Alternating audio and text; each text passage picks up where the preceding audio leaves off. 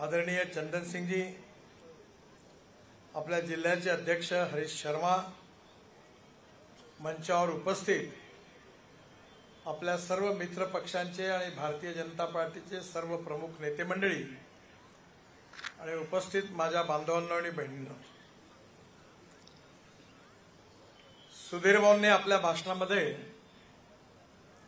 या मतदार क्षेत्रामध्ये त्यांनी काय काय काम केलं हे थोडक्यामध्ये आपल्याला सांगितलं। मी गेल्या 40 वर्षापासून अनेक वेळा चंद्रपूरला येण्याची मला संधी मिळाली। असे एकही क्षेत्र नसेल की ज्या क्षेत्रामध्ये सुधीर भाऊंनी चांगलं काम केलं नाही। केवळ सरकारच्या पैशातून नाही, तर मला आठवतं माझे मित्र रतन टाटा यांनी मला सांगितलं की आता नाही आहे की सुधीर भाऊंनी मला चंद्रपूरच्या इंजिनिअरिंग कॉलेज करता आणि कॅन्सरच्या दवाखाना करता त्यांनी मदत मागितली आणि त्यांच्या आग्रहाखातर मी आमच्या ट्रस्ट तर्फे त्यांना मदत केली। म्हणजे केवळ सरकारचा नाही, त्यांनी अतिशय उत्तम असं गार्डन या ठिकाणी उभं केलं, खेळाची मैदानं उभी केली, इंजिनिअरिंग कॉलेज उघडले, उद्योग आणले आणि ताडोबा हे आता जागतिक आकर्षणाचं केंद्र झालेलं आहे। रोज नागपूर विमानतळावरून सकाळी विमानं जेव्हा येतात त्यावेळी मोठ्या प्रमाणावर लोक हे विदेशातून विमानातून उतरतात आणि नागपूरला या करता येतात की त्यांना ताडोबाला जायचं असतं। आज सकाळी माझा इंटरव्ह्यू एकेकाळी NDTVचे प्रमुख होते प्रणव राय त्यांनी घेतला आणि त्यांनी मला सांगितलं मला ताडोबाला जायचं आहे। म्हणजे आज ताडोबा जगाच्या मॅपवर पोहोचवण्याचं काम खऱ्या अर्थाने कोणी केलं असेल तर वनमंत्री म्हणून सुधीर भाऊ मुनगंटीवार यांनी केलं। त्या भागामध्ये चांगले रिसॉर्ट बांधले आणि आता मला विशेष रूपाने आनंद आहे की मी सुधीर भाऊंना विनंती केली होती की ताडोबामधल्या ज्या गाड्या आहेत त्या आपण इलेक्ट्रिकवर जर कन्वर्ट केल्या तर धूरही होणार नाही आणि आवाजही येणार नाही आणि कुठल्या प्राण्यांनाही त्रास होणार नाही आणि आपण ही संख्या वाढवू शकू। दिल्लीतल्या एका पार्टीला या ठिकाणी आणल्यानंतर त्यांनी आता इलेक्ट्रिक कन्व्हर्शन पण सुरू केलं। म्हणजे आपल्या भागामध्ये नवीन नवीन विकासाची दृष्टीतून त्यांनी अनेक कार्यक्रम या ठिकाणी आखले। मला विश्वास आहे की महाराष्ट्रामधलं 80% फॉरेस्ट विदर्भात आहे, महाराष्ट्रातली 75% खनिज संपत्ती विदर्भात आहे आणि विदर्भातली 60-70% खनिज संपत्ती आणि वनसंपत्ती कुठे असेल तर चंद्रपूर आणि गडचिरोली जिल्ह्यात आहे। सुधीर भाऊंनी आता नवीन काळामध्ये आपल्या सगळ्यांना माहिती आहे मी ट्रान्सपोर्ट मंत्री आहे, आपल्या इथे मोठ्या प्रमाणावर आपण 22 लाख कोटी रुपये खर्च करून पेट्रोल, डिझेल आणि फॉसिल फ्युएल इम्पोर्ट करतो। आज आपल्या इथे विशेष रूपाने हा जो कोळसा आहे या कोळशाच्या गॅसिफिकेशन पासून आपण जवळपास 1.5 लाख कोटी रुपये देशात युरिया इम्पोर्ट करण्याकरता खर्च करतो। कोल गॅसिफिकेशन मधून कोळसा झाला पाहिजे, युरिया झाला पाहिजे आणि युरियाच्या बरोबर एक मिथेनॉल तयार होतो। तुम्हाला माहिती असेल की मी बंगलोरमध्ये अशोक लेलँडचे ट्रक आणि बसेस 25 बसेस बंगलोरच्या मिथेनॉलवर चालणाऱ्या 15% मिथेनॉल डिझेलमध्ये टाकून त्याचं मी इनॉग्रेशन केलं। आता डिझेलच्या ऐवजी मिथेनॉल अनेक ठिकाणी वापरायला सुरुवात झाली आणि मिथेनॉलचा भाव आहे 22 रुपये लिटर आणि डिझेलचा भाव आहे 110 रुपये लिटर। आणि मिथेनॉलच्या बरोबर आपण या ठिकाणी अमोनियम नायट्रेट देखील बनवणार आहे। बल्लारपूरच्या भागात WCLने एक कोल माइन सिलेक्ट पण केलेली आहे आणि सुधीर भाऊंच्या प्रयत्नांमुळे त्या ठिकाणी युरिया, मिथेनॉल, अमोनियम नायट्रेट आणि त्याचबरोबर DME म्हणजे आपण जो गॅस वापरतो LPGचा त्याच्यामध्ये 40% DME कोळशातून तयार झालेला आपण सिन गॅस वापरला तर गॅस सिलेंडरची किंमत 40% कमी होणार आहे आणि हा प्रकल्प WCLने प्रस्तावित केलेला आहे। सुधीर भाऊ आले तेव्हा प्रल्हाद जोशी कोल मंत्री होते तेव्हा सुधीर भाऊंनी त्यांच्याशी चर्चा केली, मी पण केली आणि लवकरच टेंडर काढून या भागामध्ये तो उद्योग जर सुरू झाला तर या भागामध्ये मोठ्या प्रमाणावर रोजगार उपलब्ध झाल्याशिवाय राहणार नाही।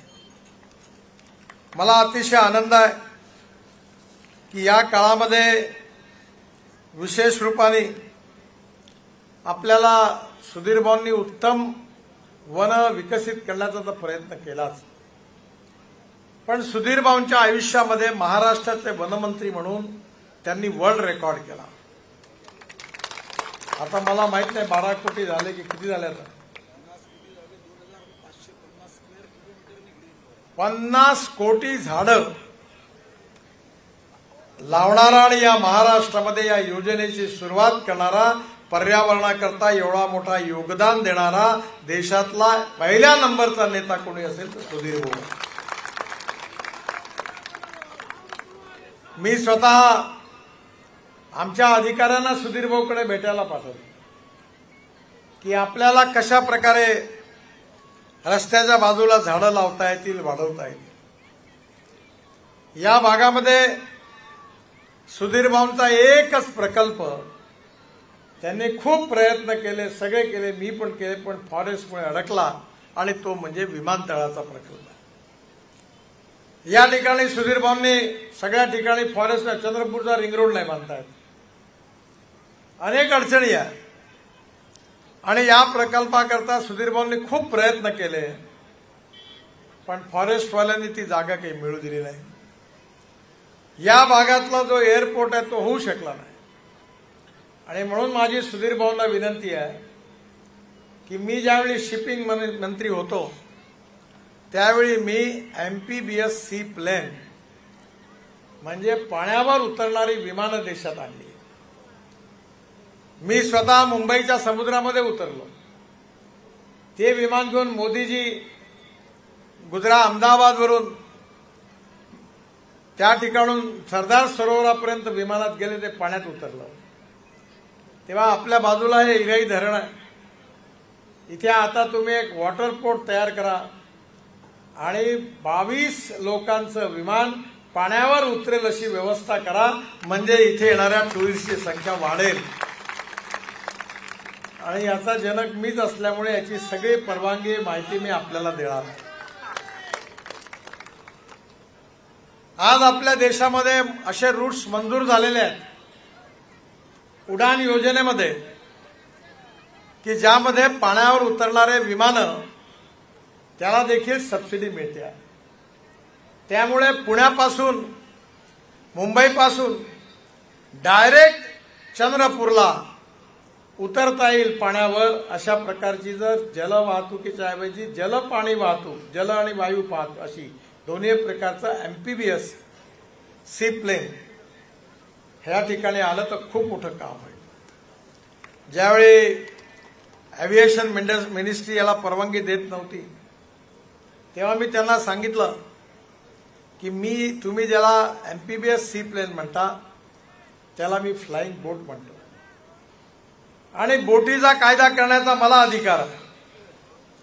पाण्यावरून बोट गेली आणि हवेत उडली मग तुम्ही येता, पाण्यावर मी आहे, म्हणजे तुम्ही आणि मी दोघेही डिपार्टमेंट आहोत, पण तुम्ही जर 3 महिन्याच्या नियम बनवले नाही तर मी फ्लाइंग बोटचा ऍक्ट पास करीन आणि मी मंजूर करून टाकेन। 3 महिन्यात त्यांनी मंजुरी दिली, त्यामुळे सगळ्या कायद्याचे क्लिअरन्स आहे आणि मुंबईवरून डायरेक्ट चंद्रपूर म्हणजे ताडोबा अशी जर विमान वाहतूक सुरू झाली तर मला विश्वास आहे की विमानं भरून लोक मोठ्या प्रमाणात ताडोबामध्ये येतील आणि पर्यटन हे असं क्षेत्र आहे की ज्या क्षेत्रामध्ये जवळपास 49% खर्च हा रोजगार निर्माण करण्याकरता होतो।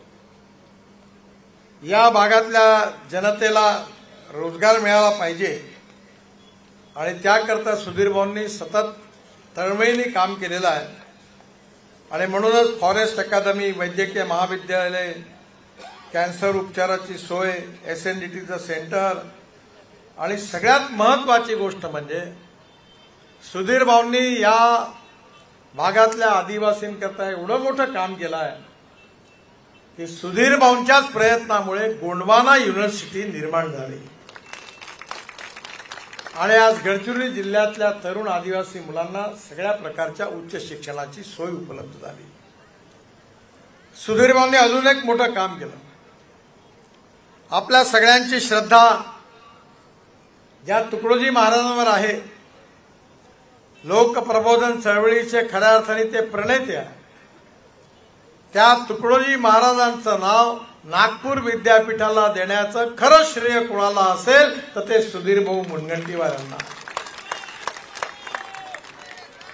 त्यांनी विधानमंडळामध्ये हा प्रस्ताव मांडला आणि मंत्री झाल्यानंतर सातत्याने त्याचा त्यांनी पाठपुरावा केला।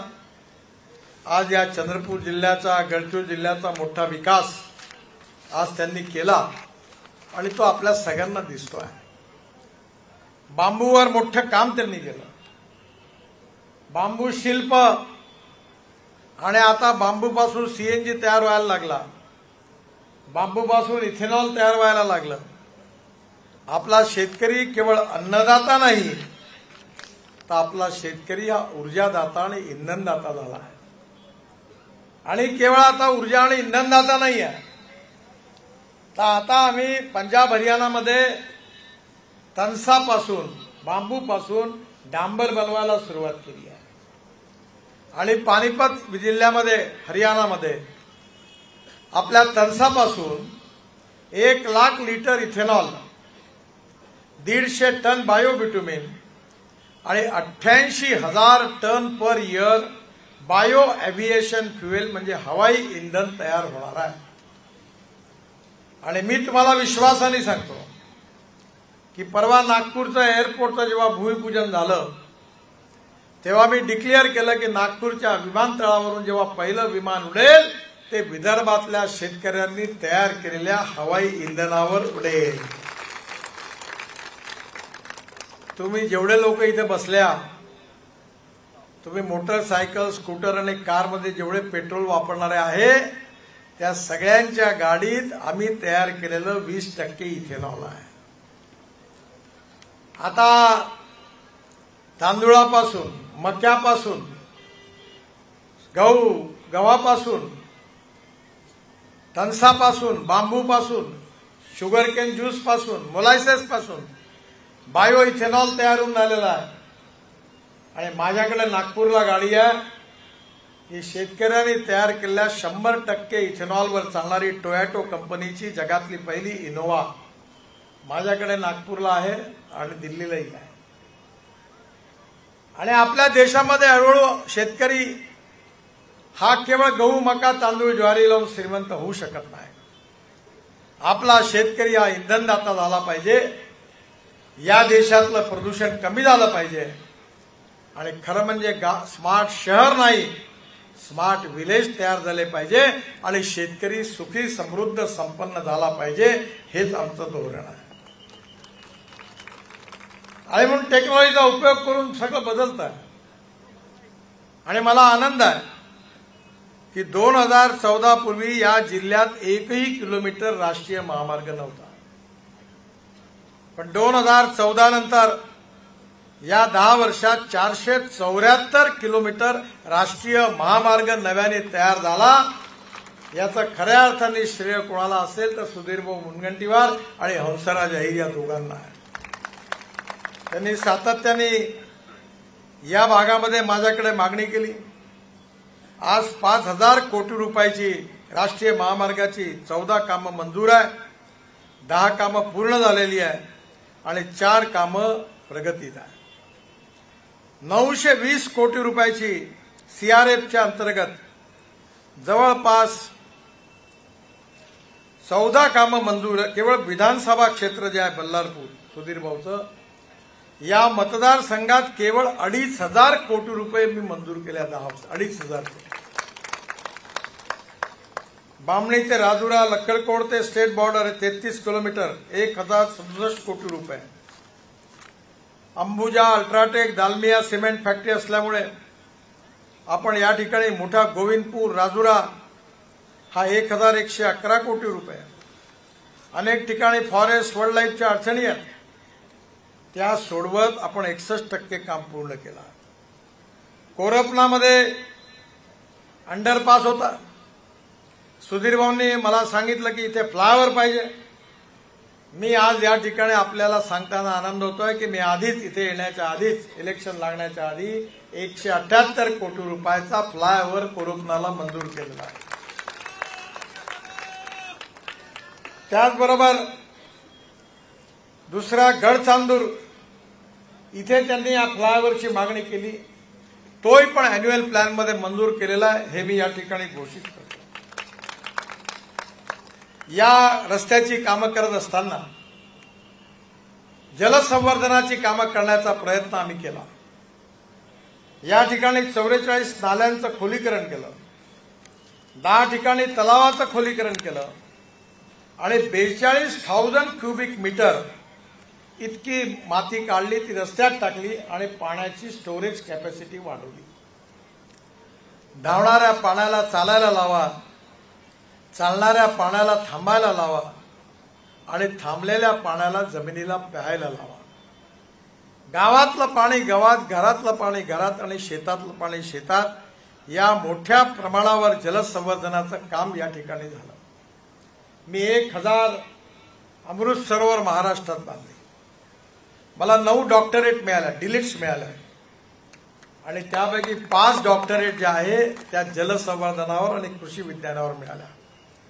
राजुरा तालुक्यामध्ये अहेरी तलाव, आर्वी तलाव, कोरपनामध्ये नारंडा तलाव, कोरपना तलाव, सोनुर्ली तलाव, हेटी तलाव, धुनकी तलाव आणि त्याचबरोबर धामणगाव नाला, अलनखुर्द नाला, वाळगाव नाला आणि अनेक नाले रुंदीकरण केलं, खोलीकरण केलं. त्यामुळे त्या आसपासच्या विहिरींना आता कमीत कमी 24 तास पाणी उपलब्ध होईल, एवढं पाण्याचा साठा जमिनीमध्ये संचयित झाला आणि ज्यातून या भागातला शेतकरी समृद्ध आणि संपन्न होणार आहे.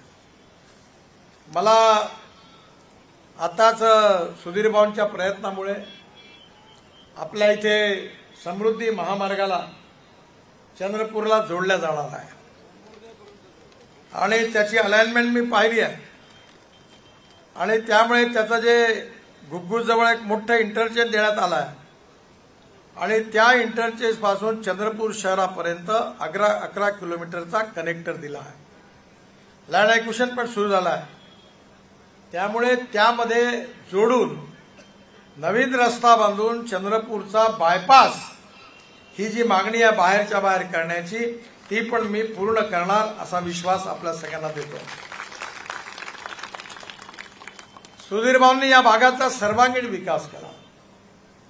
सुधीर भाऊंनी या भागामध्ये सामाजिक, सांस्कृतिक, पर्यावरणाच्या क्षेत्रामध्ये उत्तम काम केलं, उत्तम इन्फ्रास्ट्रक्चर डेव्हलप केलं आणि महाराष्ट्रामध्ये ज्या आमदारांनी आपल्या मतदार क्षेत्रात सगळ्यात चांगलं काम केलं अशी जर स्पर्धा ठेवली तर त्या 5 आमदारांमध्ये सुधीर भाऊचा नंबर वरती लागल्याशिवाय राहणार नाही, एवढं काम.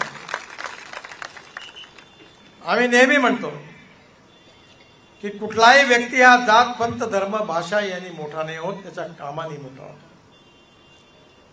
आपण बाबासाहेब आंबेडकरांची जात पाहतो का? आपण छत्रपती शिवाजी महाराज, राजर्षी शाहू महाराज, महात्मा ज्योतिबा फुले यांची जात पाहतो का? आपण तुकडोजी महाराज, ज्ञानेश्वर महाराज, तुकाराम महाराज, गाडगे महाराज यांची जात पाहतो का? नाही पाहतो. कारण माणसाचं मोठेपण, त्याचं कर्तृत्व आपण पाहतो.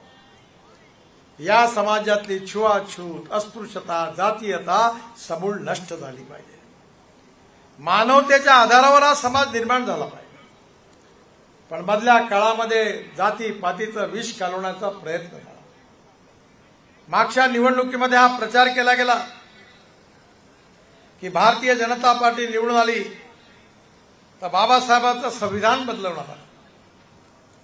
बाबासाहेबांचं संविधान बदलवण्याचा प्रश्नच उद्भवत नाही, आम्ही बदलवणार नाही आणि कोणाला बदलवू देणार नाही।